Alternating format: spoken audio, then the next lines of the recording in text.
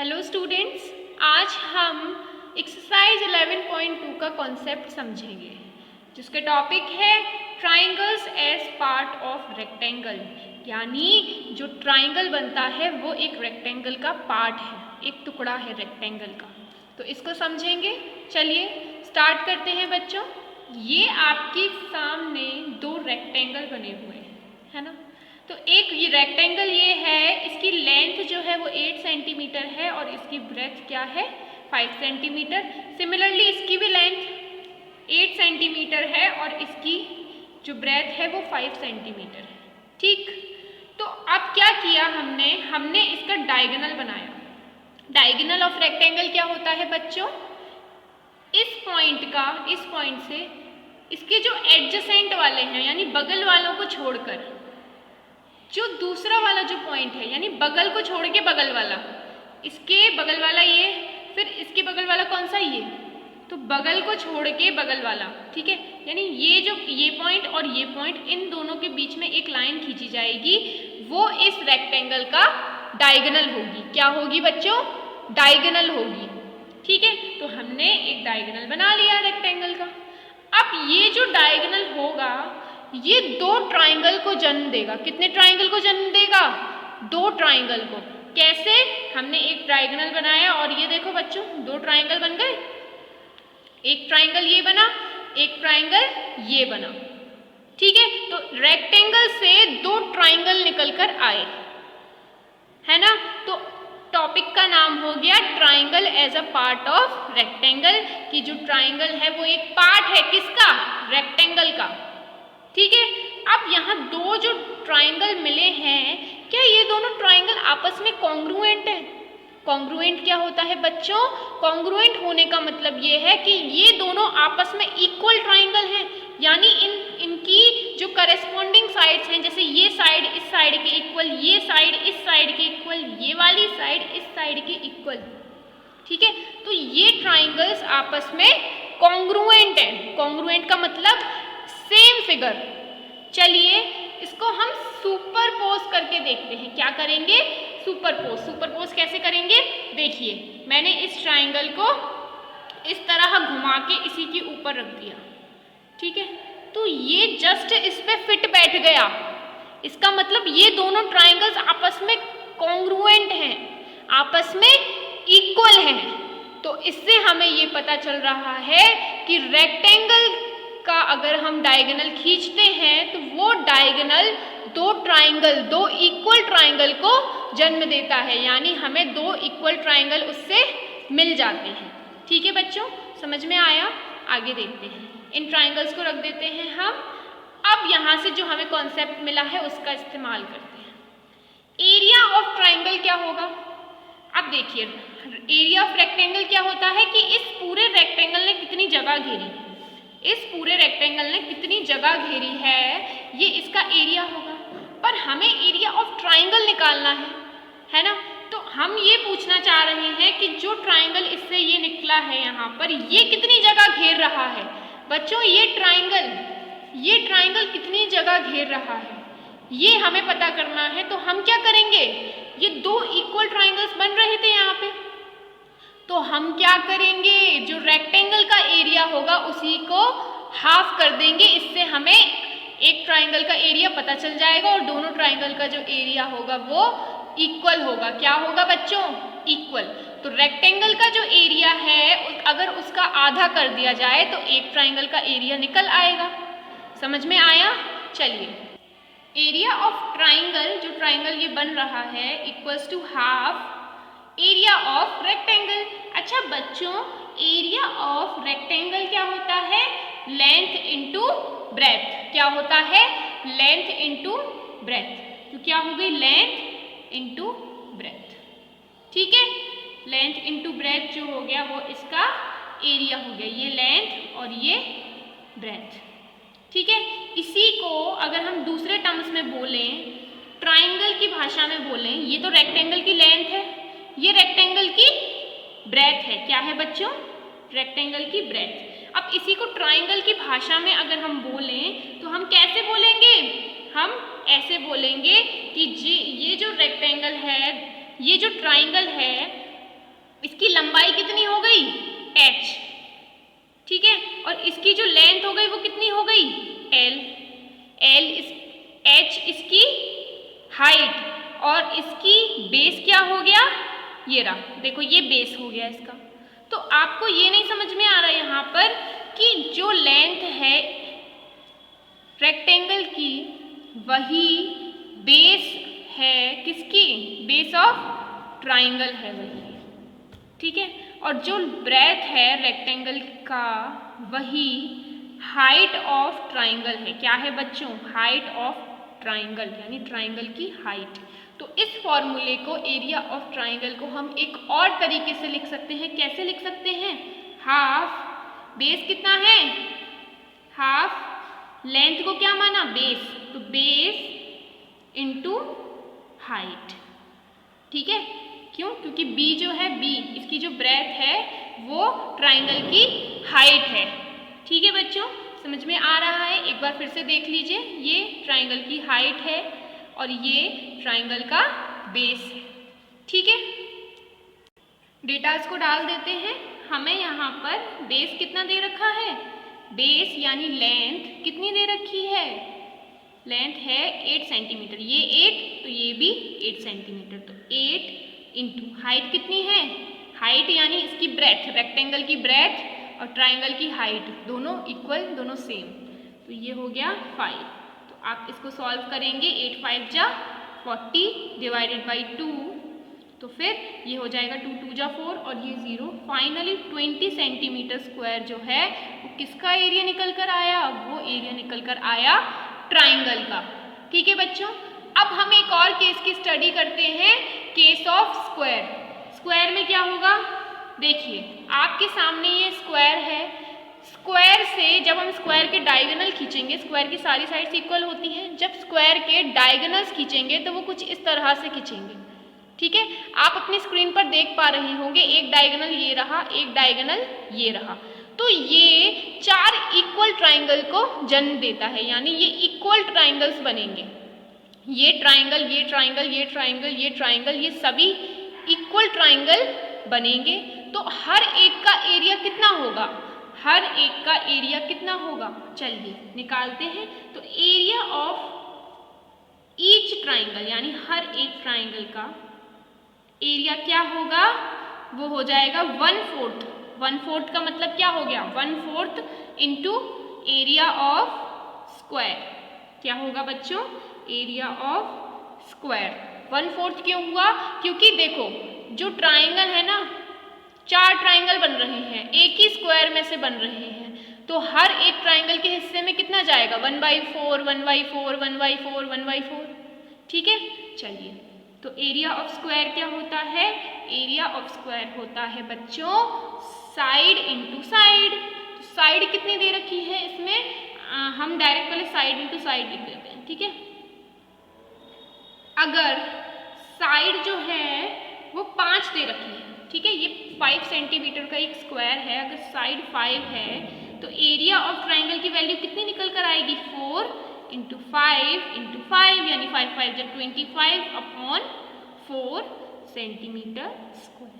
ये क्या निकल कर आई, ये आई इस स्क्वायर की, इस स्क्वायर में बनने वाले ट्राइंगल का एरिया। क्या निकल कर आया, इस स्क्वायर में बनने वाले ट्राइंगल का एरिया।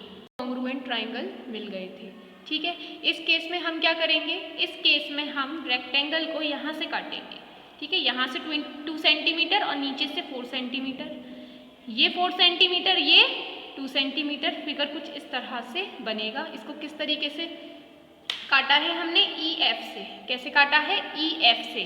तो ये दोनों जो क्लोज्ड फिगर बने हमारे, कौन कौन से, ABFE, और क्या बना बच्चों, EDCF। ये दोनों जो फिगर होंगे ये दोनों आपस में कॉन्ग्रुएंट हो सकते हैं, ठीक है। तो ये आपस में कॉन्ग्रुएंट है यहाँ पे। कैसे, देखिए ये मैंने इसे बीच से काटा, ठीक है, इस तरह से, यहाँ से आप अपनी स्क्रीन पर देख पा रहे होंगे, ठीक है।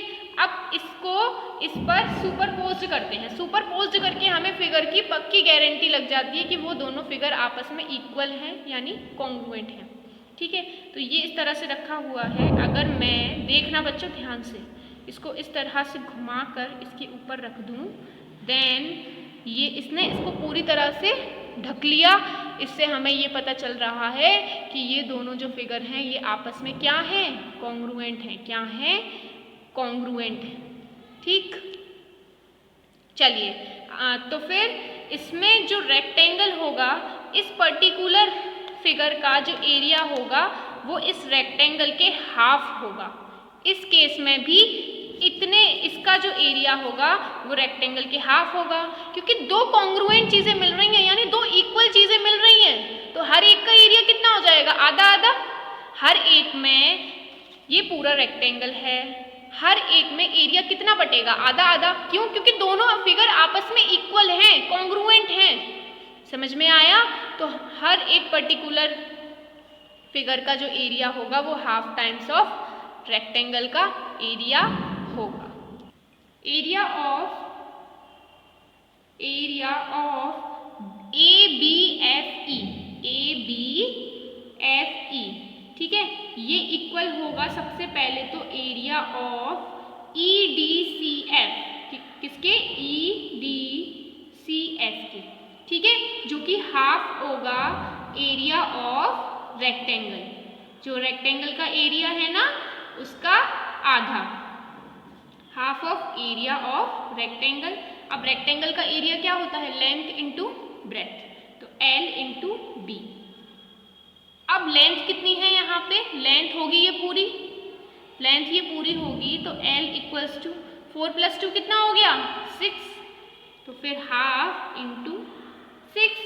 अब ब्रेथ कितनी है, 4, B इक्वल्स टू 4 सेंटीमीटर।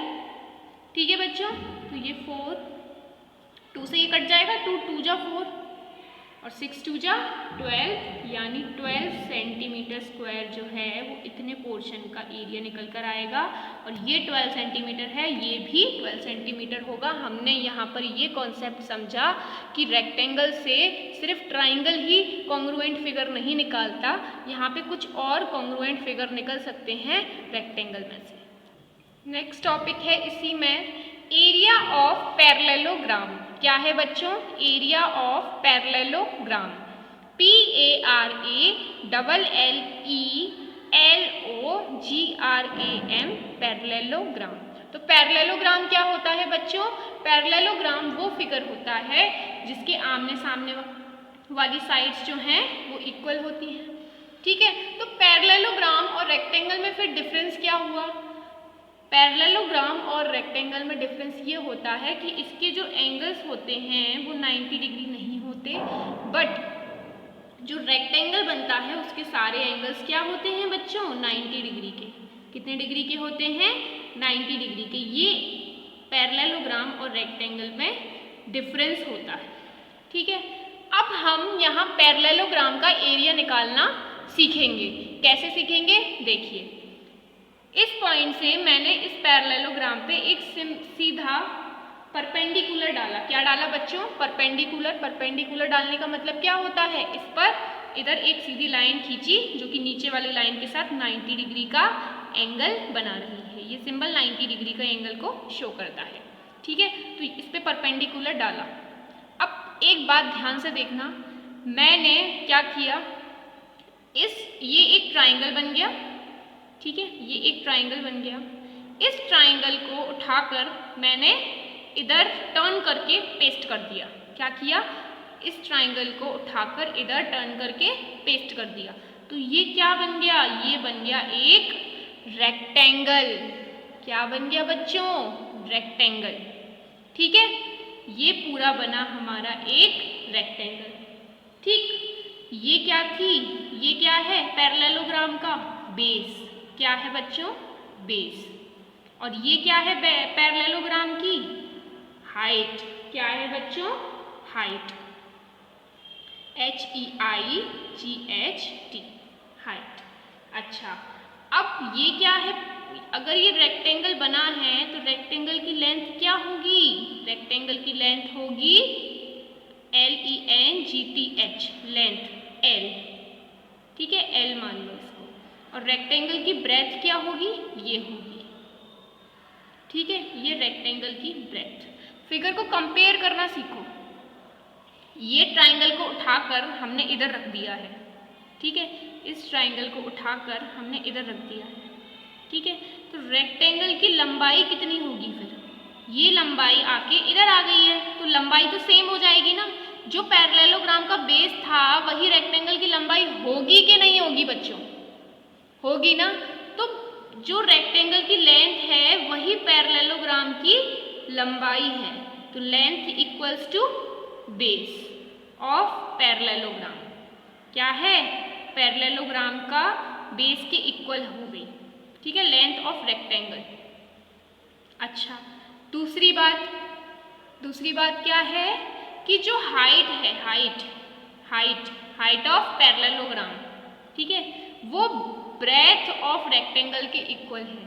तो कैसे लिखेंगे, breadth of rectangle equals to क्या होगा बच्चों, breadth of rectangle equals to होगा हाइट ऑफ पैरेललोग्राम। देखो सेम है ना, ब्रेथ ये और ये हाइट, इसी ट्राइंगल को उठाकर तो हमने इधर रख दिया है ना, इसी ट्राइंगल को उठाकर इधर रख दिया है, सिंपल।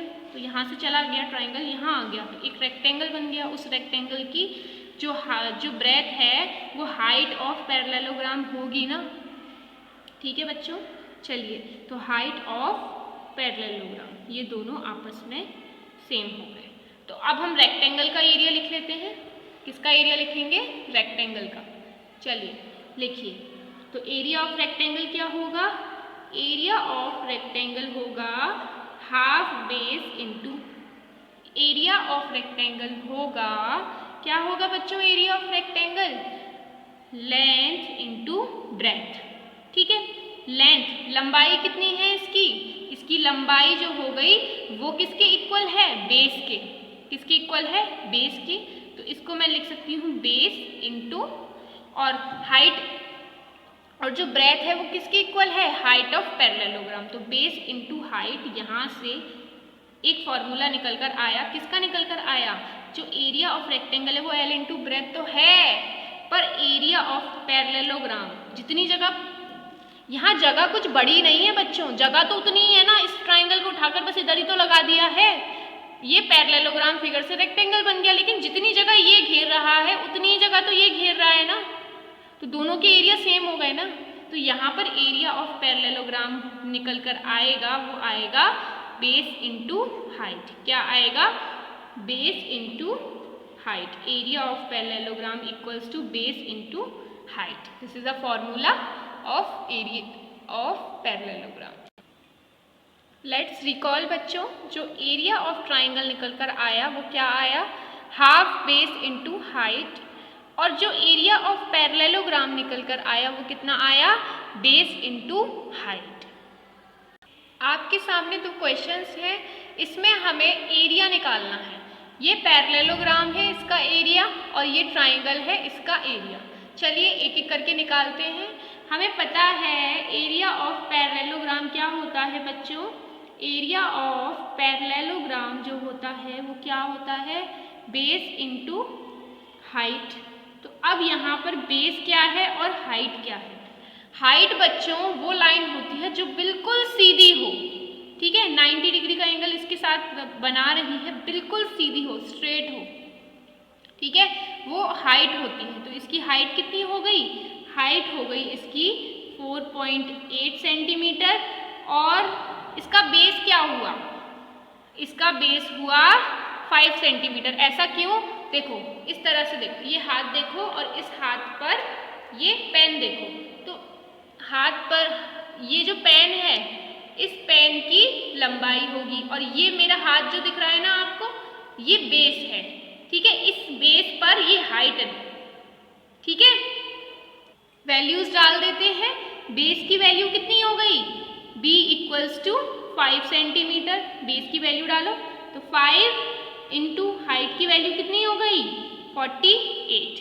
सॉल्व कीजिए, 5 8 जा 40, 4 कैरी, 5 4 जा 20, और 20 प्लस 4 24 और यहाँ एक पॉइंट है तो यहाँ एक पॉइंट आ जाएगा, यानी 24 सेंटीमीटर स्क्वायर जो है वो इसका एरिया आ जाएगा। आसान है ना।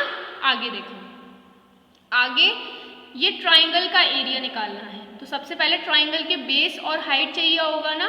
तो बेस कितना हो गया ट्राइंगल का, बेस हुआ 4 सेंटीमीटर। इस बेस पर ये हाइट है ना, इस बेस पर ये हाइट है। तो बेस इक्वल्स टू 4 सेंटीमीटर और हाइट कितनी हो गई बच्चों, हाइट हो गई 3 सेंटीमीटर। ठीक है, तो फाइनली इसका एरिया क्या हो जाएगा, area of triangle equals to half base into height. तो हाफ बेस कितना है 4, हाइट कितनी है 3, इससे ये कट जाएगा, 2 2 जा 4, ये 2 3 जा 6 centimetre square is the area of required triangle.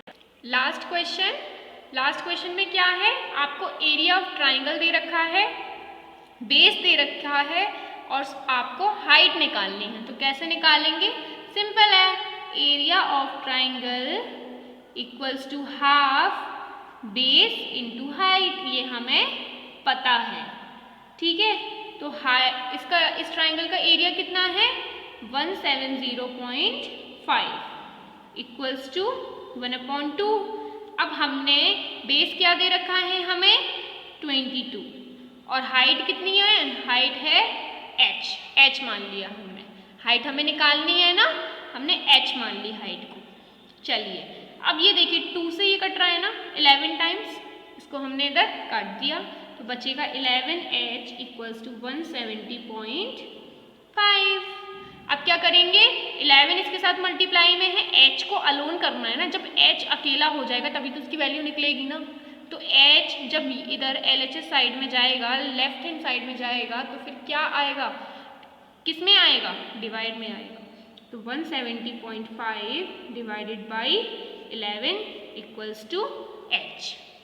तो बच्चों हाइट निकल कर आ जाएगी 15.5 सेंटीमीटर, जिसको आप ऐसे लिख सकते हैं h equals to 15.5 centimetre. Height निकल कर आ गई ट्राइंगल की। इसी तरीके से आपकी बुक में कई सारे ऐसे क्वेश्चंस दे रखे हैं और आप अब क्वेश्चंस सॉल्व कर सकते हैं। चलिए बच्चों, अभी के लिए बाय बाय।